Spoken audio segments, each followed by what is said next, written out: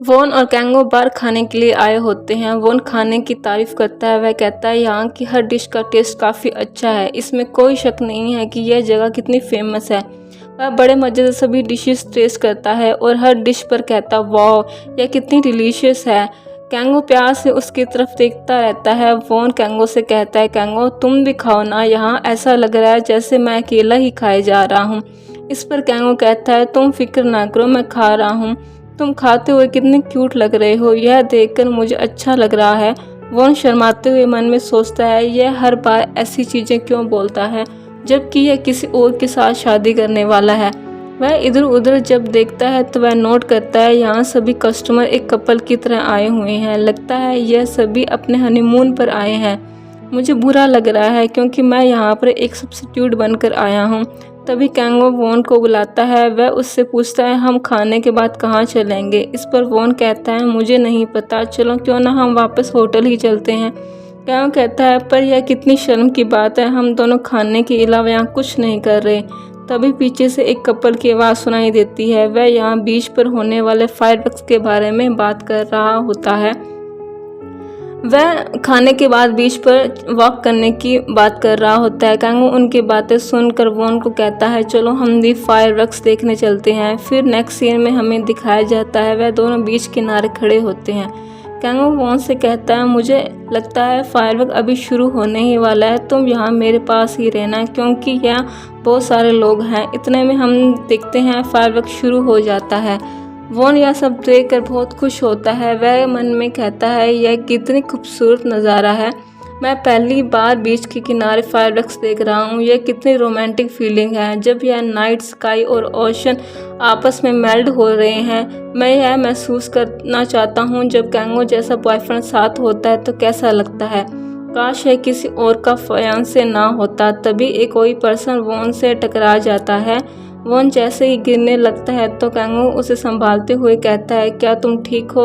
Von कहता है हाँ मैं ठीक हूँ। हम यह देखते हैं कैंगो वॉन को अपने पास पकड़ के रखता है। जब वॉन उससे दूर जाने की कोशिश करता है तो वह उसे रोकते हुए खड़े रहने को कहता है। वह कहता है कोई फिर से तुम्हें टकरा जाएगा। कैंगो के इस तरह पकड़ने से वॉन की हालत पूरी तरह से ख़राब हो जाती है। वह बहुत ज़्यादा शर्माने लग जाता है। वह मन में कहता है इस तरह तो मैं फायरवर्क पर भी फोकस नहीं कर पा रहा।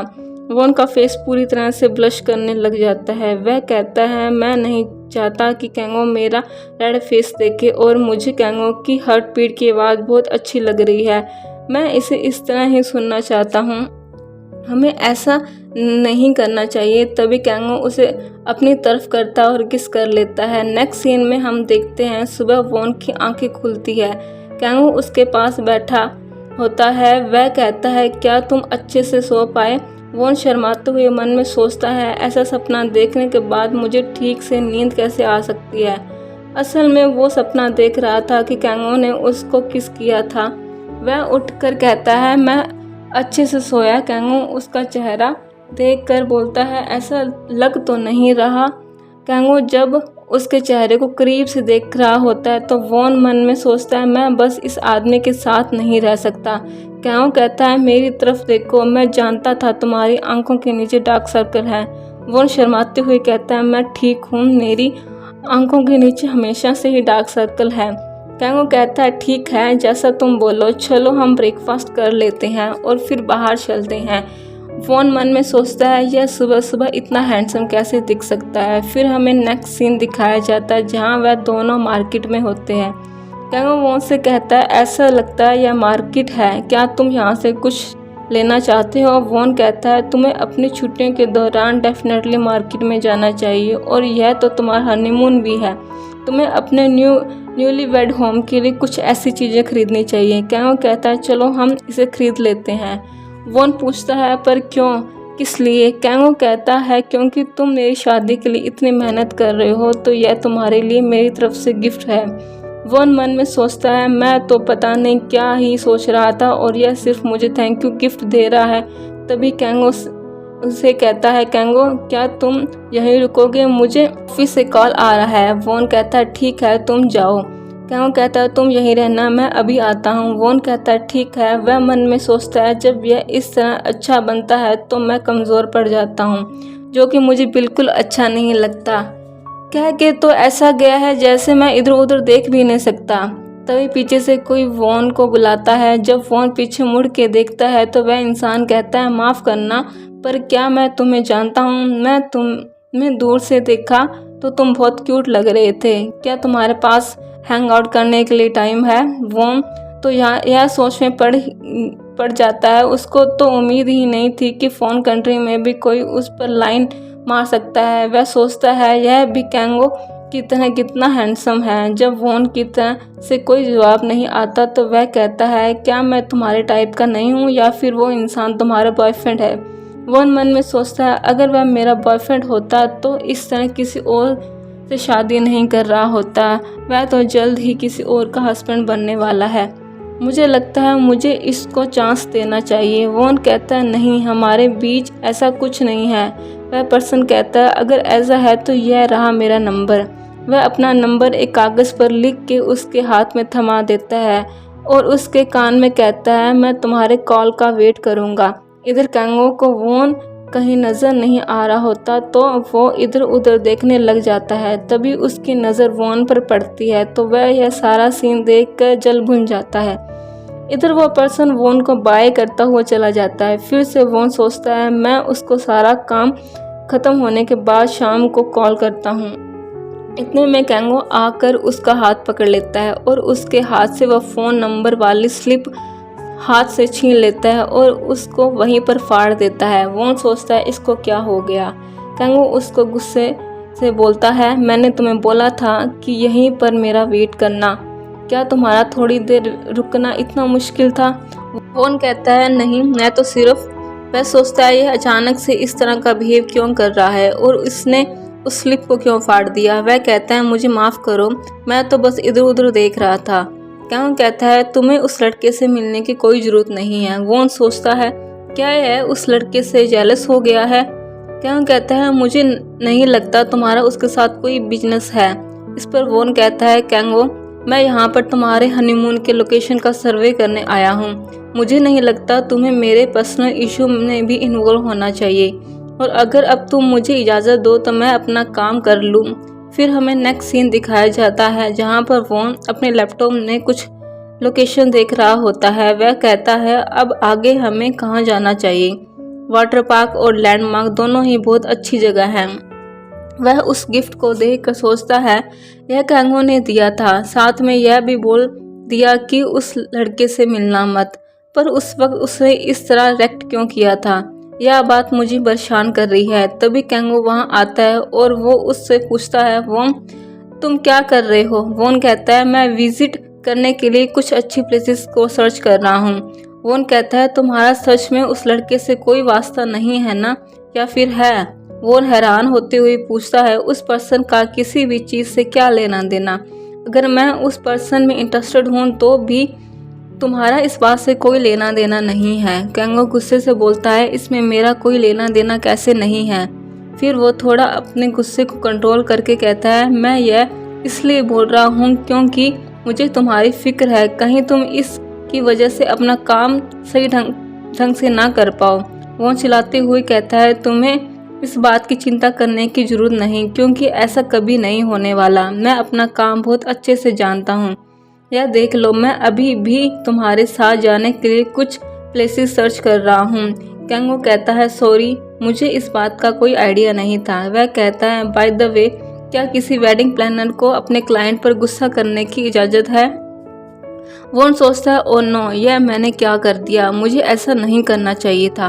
वह कैंगो से माफ़ी मांगता है। कैंगो उसकी इस हरकत पर हंसने लग जाता है और कहता है मुझे माफ़ करो, मैं तो बस तुम्हारे साथ मजाक कर रहा था, पर तुम इस तरह बहुत क्यूट लग रहे थे। वॉन कहता है क्या यह कितना मतलबी है? कैंगो कहता है आई एम सॉरी, एनीवे क्यों ना हम ड्रिंक करने के लिए चलते हैं, यह मेरी तरफ से तुम्हारे लिए ट्रीट है, क्या तुम चलना चाहोगे? वॉन कहता है अगर तुम ऐसा चाहते हो तो ठीक है। फिर हमें नेक्स्ट सीन दिखाया जाता है जहाँ पर वो दोनों एक बार में बैठे होते हैं।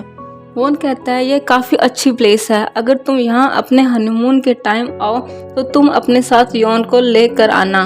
तभी हम देखते हैं वह अनजान इंसान वोन के पास आ जाता है। वह कहता है मुझे नहीं पता था हम यहाँ इस तरह मिलेंगे, अगर तुम्हें बुरा ना लगे तो क्या मैं यह बैठ सकता हूँ। कैंगो उसे चिढ़ाते हुए कहता है हमें माफ़ करो पर हम यहाँ डेट पर आए हैं।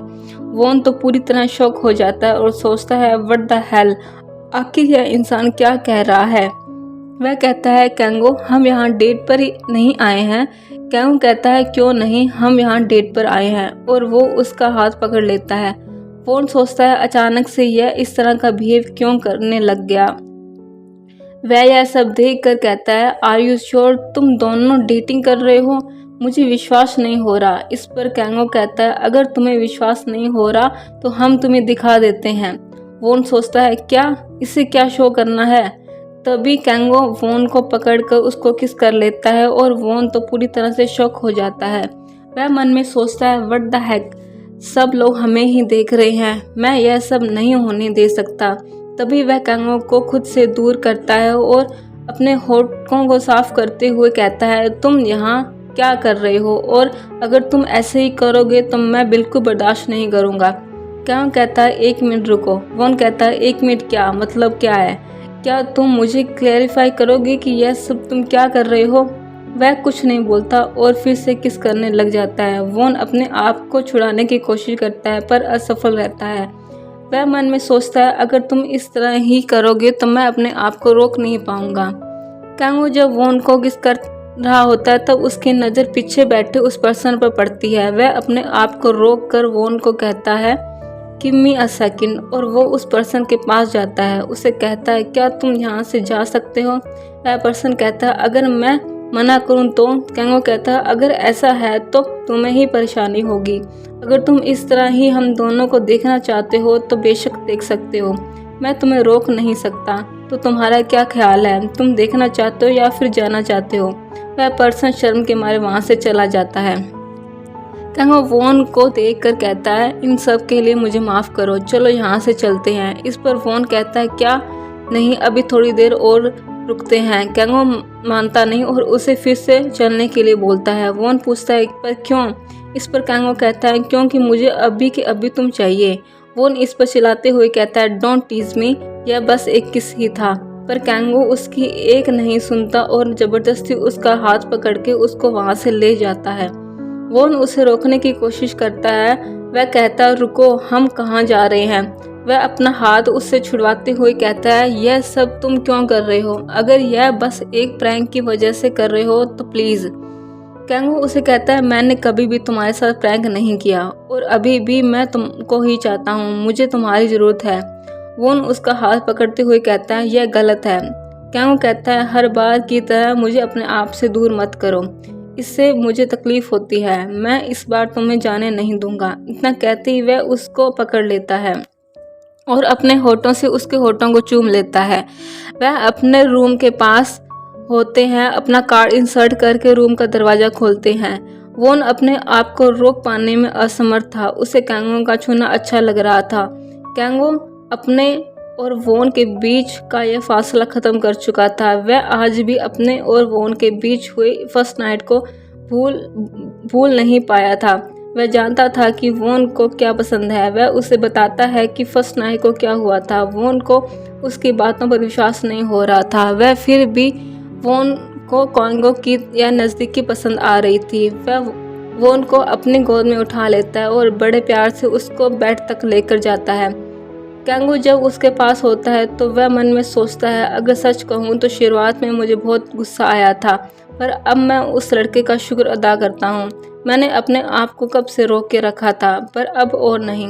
वोन तुम्हें कोई आइडिया नहीं कि मैं तुम्हें कितना चाहता हूँ, पर अब मैं खुद को नहीं रोक पाऊँगा।